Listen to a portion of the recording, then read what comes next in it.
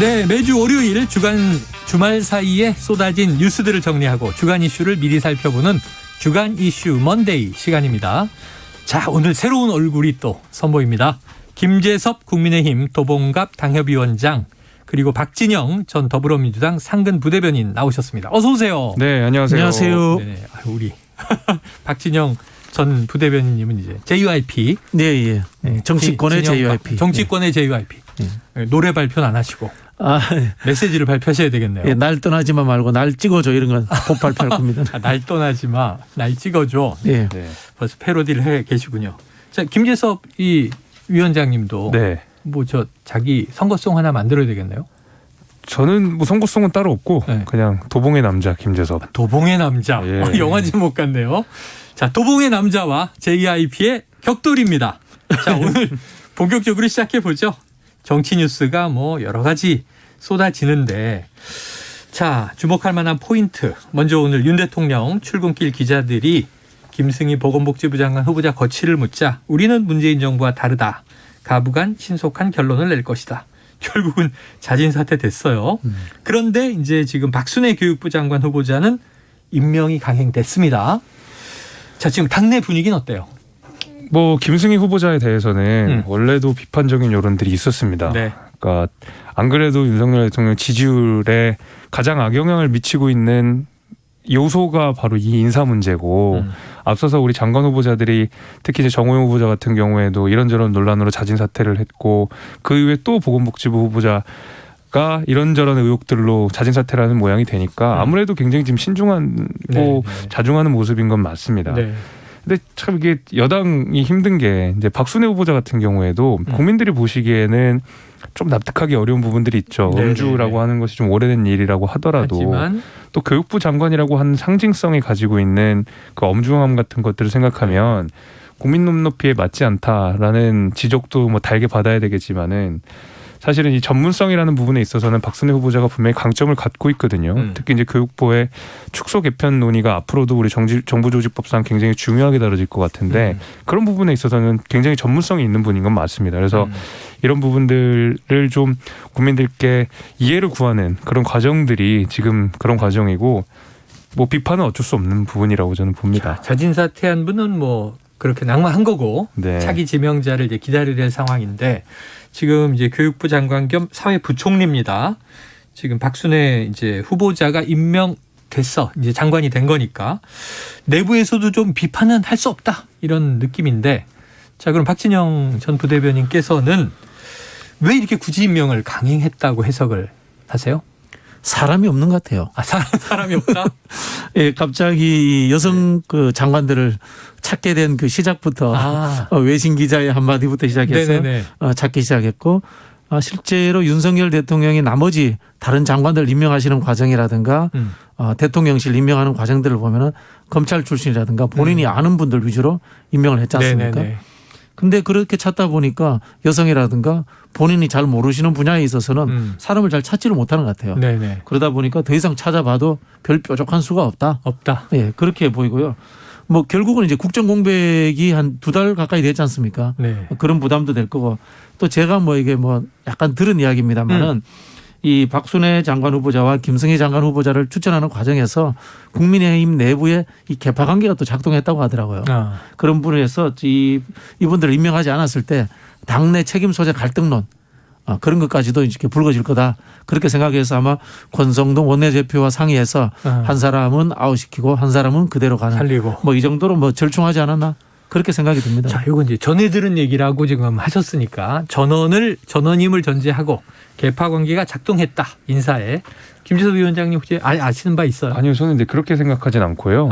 물론 어떤 추천하는 과정 속에서 소위 말하는 어느 개파와 가까운 분들이 있을 수는 있겠지만 네네네. 그것이 당내 역학 구도를 바꿀 만큼의 주요한 이슈는 아니었던 걸로 생각이 되고 사람이 없다라는 면을 다른 측면으로 보자 그러면 윤석열 대통령이 기존의 정치권에서 말하자면 흘렀던 논리와는 다르게 내 대통령 선거에서 도와줬던 정치인들 내지는 조력자들 참모들에게 농공행상하는 방식으로 그 어떤 이 주요 직책들을 부여하지 않는다라는 이야기도 되는 것이거든요. 사실은 윤석열 대통령께서는 정치적인 말하자면 채무가 없는 상황이잖아요. 정당에 그 같이 일했던 정치인들이 네네. 오랫동안 같이 했던 사람들이 있는 것도 아니고 특히 이제 갑자기 또 대통령이 입당을 하게 됐고 빠른 속도로 지지율을 받아가면서 대통령이 됐기 때문에 그런 채무에서 좀 자유롭다 보니까 좀 정치적 빚이 없는 상태에서 이런저런 사람들을 타진하게 될 것이고 누군가를 반드시 임명해야 되지 않고 까다롭게 좀 고르다 보니까 아무래도 좀 찾기 어려운 건 맞는 것 같아요. 네네네. 그런 부분에 있어서는 그런데 좀 전 그 측면을 좀 달리 봤으면 좋겠다는 말씀 드리겠습니다. 개파 문제에 대해서는 뭐 그럴 수도 있으나 그렇게 강력하게 작용한 거라고 보기는 어렵다. 알겠습니다. 자, 그 지금 2주째 데드크로스다 이런 보도들 많이 보셨죠. 오늘도 저희가 일부에서 여론조사를 이제 다뤘기 때문에 뭐 숫자는 따로 말씀드리지 않겠지만 최근 국정수행 지지율 추세가 이게 현 정부에 그렇게 좋지가 않아요. 이 지지율 상황, 박 부대변인은 어떻게 보십니까?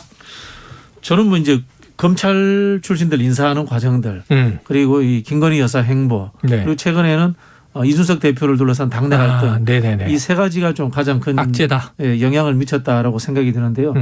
인사 문제는 결국은 국정을 운영하는 것과도 또 그대로 지속됩니다. 네. 그 이야기는 뭐냐면 저는 앞으로 나아지지 않을 거라고 봐요. 인사 문제에서 비롯돼서 국정이 잘 운영되지 않는다라는 과정이 이루어진다면은 네. 저는 이 여론이 다시 올라가기는 쉽지 않을 것이다. 그런 생각이 들고요.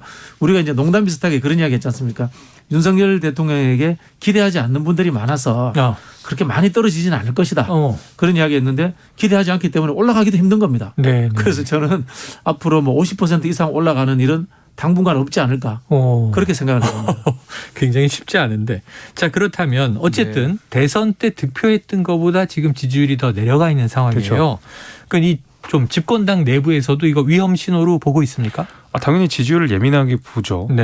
특히 최근 지지율은 저는 이제 박정현 대변인 생각과는 좀 다르게 지금 지적하신 뭐 김건희 여사 관련된 문제 이런 부분들은 대선 후보 시절에도 충분히 문제 제기가 됐던 부분이라서 이제 와서 그것이 뭐 지지율에 영향을 줬다라고 하는 것은 저는 그렇지는 않다고 생각을 하고 오히려 최근에 이제 고물가 현상 그것이 당연히 국정 운영에 어떤 큰 장애 요소로 작용하고 있는 것이 사실이고 경제 문제가.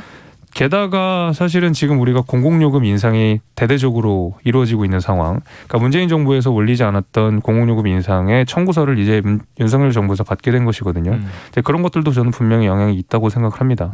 근데 저는 오늘 그 대통령이 이야기했던 지지율에 크게 연연하지 않는다라는 얘기를 어떤 식으로 해석하냐면 지지율 하면은 정말 빼놓을 수 없는 사람이 문재인 대통령이거든요. 임기 말까지 거의 50% 육박하는 정말 이례적인 지지율을 보여주셨는데 지지율만 가지고 중요한 것이 아니라 그 지지율을 가지고 무엇을 할 것이냐가 훨씬 더 중요한 것 같거든요.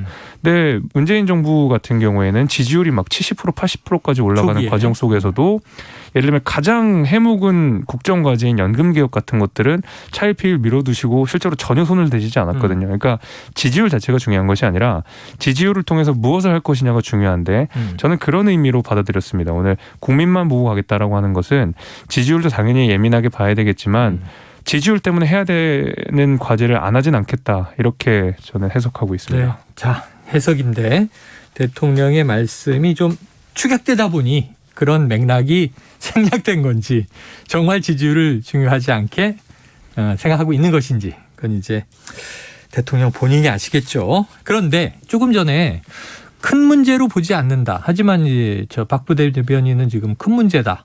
바로 이 여사 문제입니다. 여사 문제. 네네. 자, 요거를 육성을 한번 듣고 와서 이야기를 나눠볼게요.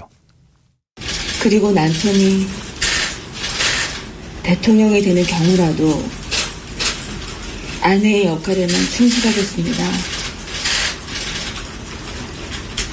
부디 노여움을 거두어 주십시오. 스페인은 이 벨라스케스의 고향이자 우리가 이 현대미술 창시자 중에 하나인 피카소의 아주 본국으로 아주 전 세계적으로 유명합니다.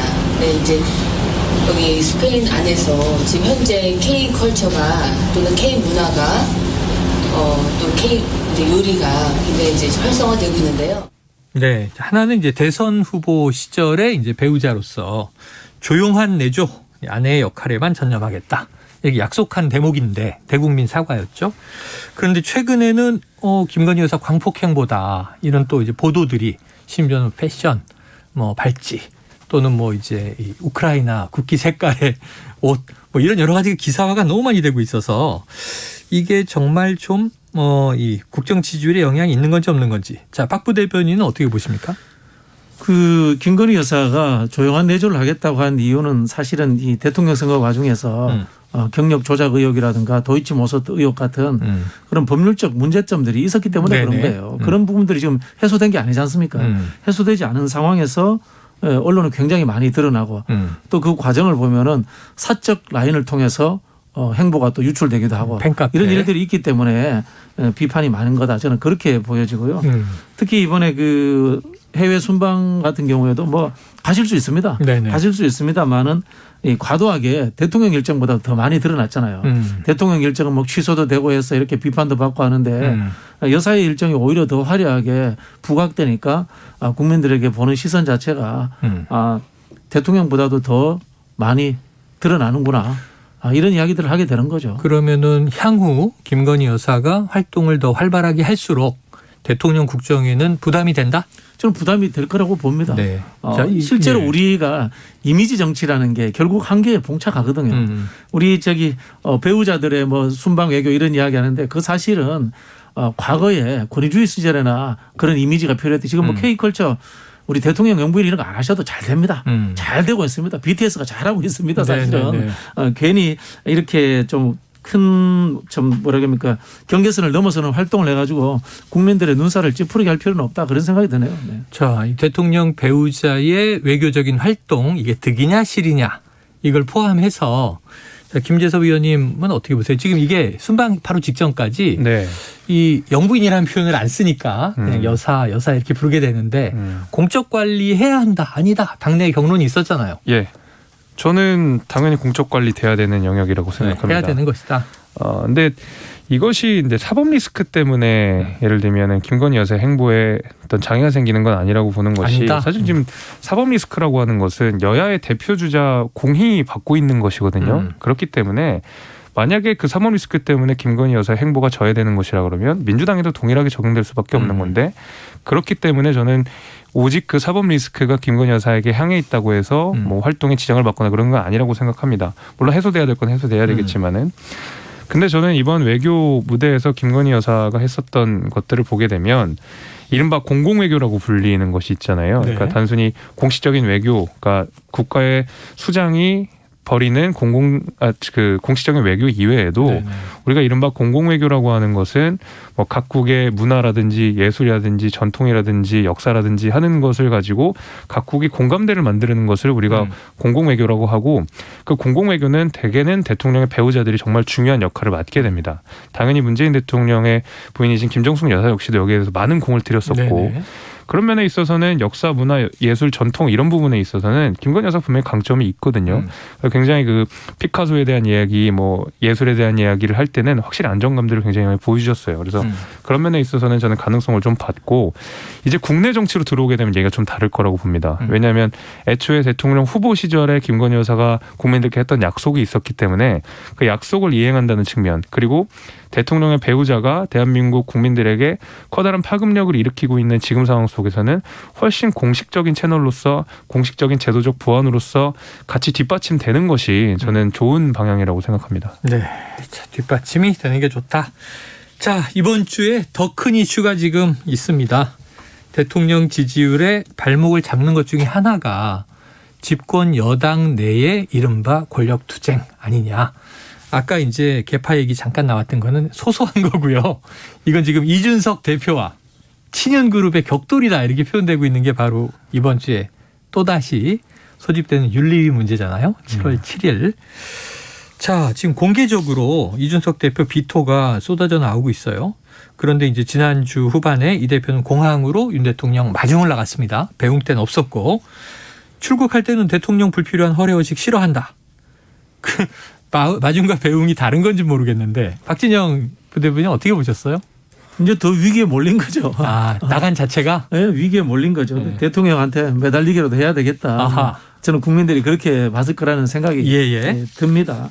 이준석 대표가 기존에 뭐 내가 더 이상 흑화되지 않도록 해달라. 네네. 또 윤핵관의 생각과 대통령의 생각이 유사하다면 상당히 큰 문제가 있다. 네. 굉장히 위험한 발언이에요. 네네네. 대통령제 국가에서 아무리 여당 대표라 하더라도 하늘에 태양이 두 개일 수 없잖아요. 그런 이제 도전적인 발언을 했는데 윤리 문제가 이제 보니까 더 심각한 거야. 이런 상황이 되니까 이제는 낮은 자세로 달려가야 된다. 달려가야 된다. 그렇게 해서 가지 않았나 싶은데 네. 제가 보기에는 참 안타깝게도 좀 늦은 것 같아요. 아, 늦은 것 같다? 네, 늦은 것 같아요. 그러면 이번 주 상당히 위험하다. 저는 위험하다고 봅니다. 자, 네. 이거는 좀 이 김 위원장님이 더 잘하실 것 같아요. 이준석 대표와도 뭐 친분이 있으시고 네. 보수 여당의 청년 정치인이시고 네네. 그다음에 뭔가 기대도 있으실 텐데 위험하다. 동의합니까? 저는 실제로 위험한 수준이라고 생각합니다. 위험한 수준이다. 그러니까 왜냐면은 지금 윤리위가 네. 어떤 형사적 그 절차에 따라서 네네. 입증 결과에 따라서 내려지는 판단이 아니라 아니다. 오직 당의 명예를 훼손했는지 품위를 손상시켰는지에 만 대한 가지고도. 굉장히 가치적인 판단으로 넘어가 있거든요. 그럼 이거는 뭐 경찰이 수사하고 네. 만약에 이제 형사적인 뭐 기소 불기소를 따지는 것보다 더 무섭네요. 그렇죠. 그러니까 사실은 그러면은 정파적 이해관계라든지 아니면은 정치적 역학관계에 따라서 결정될 가능성이 높기 때문에 저는 그런 의미에서라도 예측이 좀 굉장히 어려운 상황이고 많은 그 당내 소식통을 통해서 들은 바에 의하면 굉장히 위험한 단계인 건 맞다라는 게 중론인 것 같습니다. 네네. 그거는 뭐 맞는 얘기인데 사실 이준석 대표 입장에서는 답답할 것 같아요. 왜냐하면 뭘 해도 정치적으로 과도하게 해석되거든요. 첫 번째로는 대통령 순방하는 길에 나가지 않았다고 하니까 말 그대로 뭐 대통령과의 갈등이 있는 거 아니냐. 네네. 이번엔 나가니까 그럼 윤심을 잡으려는 노력이 아니냐. 자, 이번엔 좀 열심히 해보겠다고 하니까 왜 자기 정치하냐. 그렇죠. 그렇지 않고 가만히 있으면 왜 당대표 역할을 안 하냐. 네. 그러니까 뭘 해도 재채기를 하면 왜 재채기를 하느냐는 식으로 사실 모든 정치적 과도한 해석들이 있는 네. 상황이기 때문에 이준석 대표는 굉장히 위축될 수밖에 없다고 생각이 돼요. 그러다 보니까 말 한마디도 좀 아끼게 되고 최근에는 기자들이 물음에도 잘 대답하지 않고 인터뷰라든지 아니면 방송에서 일부 이야기를 하는 걸 제외하면 SNS상에서 그 자신의 처지와 입지에 관한 이야기들은 거의 안 하고 있거든요. 이제 그런 의미에서 이준석 대표가 좀 위험한 상황이긴 하지만은 오늘 김종인 전 위원장이 인터뷰에서도 이야기했다시피 이준석 대표가 만약에 당대표에서 이렇게 쫓겨나는 모양새가 된다 그러면 국민의힘이나 아니면 앞으로 이제 우리 여당을 운영하는 데 있어서는 상당한 파장이 올 거라고는 저는 생각을 합니다. 마이너스 요인이 될 텐데 그렇겠죠. 지난해 화려하게 이제 청년 리더로 등극한 것에 이제 역작용이 나타날 텐데. 근데 지금 전 동의가 어려운 게 위축돼 있다 그러시는데 저희 인터뷰도 나오셨는데 위축됐나? 굉장히 공세적이세요. 그리고 사실은 만약에 내가 어떤 일을 당해도 우리는 달려간다. 이런 표현 최근에 SNS 쓰면서 결사항전 의지를 좀 밝혔다 이렇게 느껴지거든요. 그러니까 의지 정도는 밝혔다고 의지는 하지만 밝혔다. 그러니까 평소 이준석 대표의 공격력에 비하면 상당히 순화된 형태인 건 맞습니다. 네. 그러니까 굉장히 은유적인 표현을 쓰고 원래 이준석 대표가 그렇게 은유적인 표현을 쓰는 사람은 아니잖아요. 네, 굉장히 그렇죠. 날카로운 아주 핀포인트로 공략을 하는 분인데 요새는 약간 해석의 여지를 계속 남겨두는 방식으로 물론 굉장히 첨예한 정책 이슈이기 때문에 한 발 물르는 것도 있지만 본인의 답답함을 호소하는 그 내용들이 좀 들어가 있어요. 그러다 보니까 저는 그런 의미에서 과거에 이준석 대표가 보였던 공격력 이런 것과는 확실히 다른 모습들을 보여주고 있고 저는 그걸 위축이라고 읽고 있습니다. 네. 자, 이게 다른 당의 이슈긴 하지만 JYP의 촉을 한번 여쭤볼게요. 이번 주에 그 운명의 날 그런데 운명이 결정 날까요?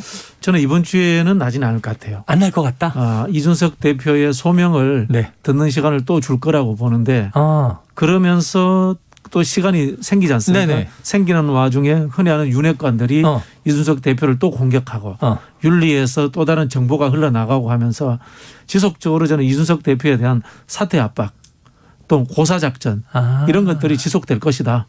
그렇게 예측이 되고요. 한편으로는 이 경찰의 수사 이야기도 언론을 통해서 지속적으로 흘러나올 것이다. 이렇게 예측이 됩니다. 거의 JYP가 이준석 대표와 같은 맥락에 얘기를 하시네요. 왜냐하면 시간을 계속 끌면서 기우제식 이 윤리비다. 기우제식 징계다. 이런 또 뭐가 나오길 기다린다. 시간이 길어지면 이게 국민의힘에 좋을까 싶은데. 자, 시간 관계상 다음 이슈로 또 넘어갑니다. 지금 청년 정치인 얘기가 이어지는데요. 이번엔 민주당 얘기예요. 오늘 오전 속보가 나왔습니다. 박지원 전 공동비대위원장 이게 당대표 출마 특혜 요구냐 아니냐 이게 말이 많았어요. 이 당대표 후보의 자격 요건이 되느냐 아니냐. 결과는 비대위에서 이건 뭐 예외를 인정할 여지가 없다. 출마는 안 된다. 불허 이렇게 됐는데 자 같은 청년 정치인인 네. 김재섭 위원장은 어떻게 보셨습니까? 저는 박지원 위원장 응원하는 입장이지만 네. 이번 비대위의 결정은 너무 당연한 결정입니다. 당연한 것이다. 그러니까 한 사람을 위해서 당원 당규를 위배해야 될 이유가 하등 없습니다. 과거에 저도 기억이 나는 것이 자유한국당에서 황교안 후보가 그러니까 당대표로 출마하고자 할 때에 그 당시 이제 당원 자격이 없다 보니까 얼마 전까지 국무총리를 했었기 네. 때문에 당원 마찬가지로 박지원 위원장이랑 비슷하게 전당대회 출마할 자격 자체가 없었는데 당시에 뭐 이런저런 이유로 허용을 해줘가지고 결국 출마해서 당대표까지 됐거든요. 네네네.